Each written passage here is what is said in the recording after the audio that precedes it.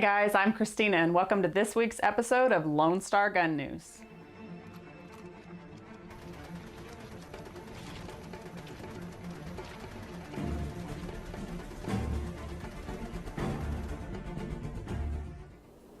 A Vietnam veteran in New York had his personal firearms confiscated by law enforcement without any clear understanding as to why. Late one evening, police officers showed up to Don Hall's home with an order to seize his firearms under the New York Secure Ammunition and Firearms Enforcement, or SAFE Act. They then confiscated his 6 firearms, 4 long guns, and 2 handguns, citing that he had been declared, quote, mentally defective. After obtaining a lawyer, Hall spent several months seeking out local hospitals to certify that he had not been treated for any mental health conditions. And that's when he discovered that the SAFE Act order was intended for a different Don Hall with a slightly different Social Security number.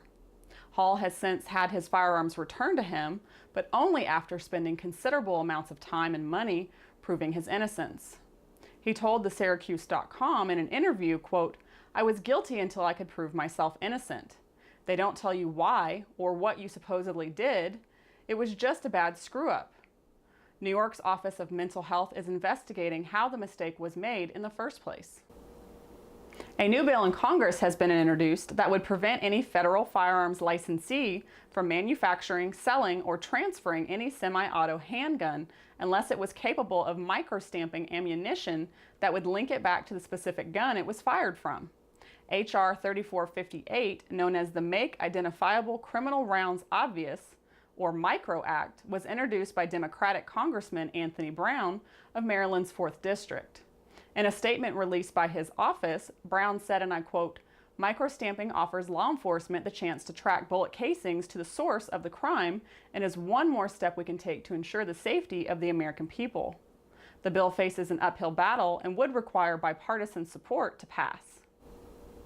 A professor at San Antonio College showed up to class last week in body armor and a ballistics helmet because of the expansion of Texas's campus carry law. That went into effect on August 1st.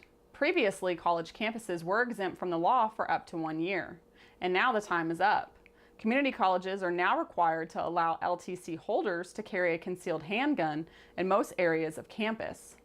This law apparently scared geography instructor Charles Smith, and he told the San Antonio Express News last week, quote, "I was just saying I don't feel safe. It definitely makes me feel uneasy that there were more firearms on campus than there really should be." A picture of Charles and his ballistic gear went viral on social media as a result. An internet rumor now seems to have been debunked. Lone Star Gun Rights had heard on social media that the ATF will implement, quote, "significant improvements to the tax stamp approval process that will drastically decrease the time a customer has to wait to receive their silencer." This, however, is not entirely accurate.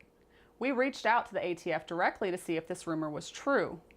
An email from the public affairs representative at the ATF said the following, quote, "The agency is taking steps to create some automated validation and staging of e-form applications for more efficient processing of non-tax paid applications.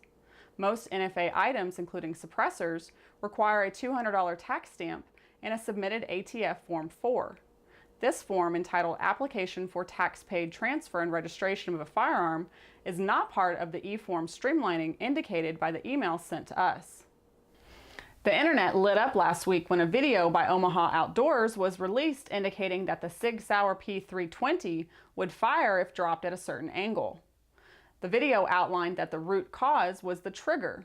It would continue to the rear, which would allow the weapon to fire. In response to the safety concerns, Sig Sauer has announced that they have, quote, "developed a number of enhancements in function, reliability, and overall safety, including drop performance. Specifically, these enhancements include upgrades to the sear, firing pin, and trigger. Details of how to obtain these enhancements will be released on Sig Sauer's website on Monday, August 14th. And that's all the news we have for this week. Please make sure to hit that thumbs up button and click subscribe to stay up to date with the latest Lone Star Gun news and Lone Star Gun reviews. Also, please like us on Facebook at Lone Star Gun Rights. I'm Christina Hodnett, and until next time, Lone Star Gunners, stay armed, stay vigilant, and stay informed.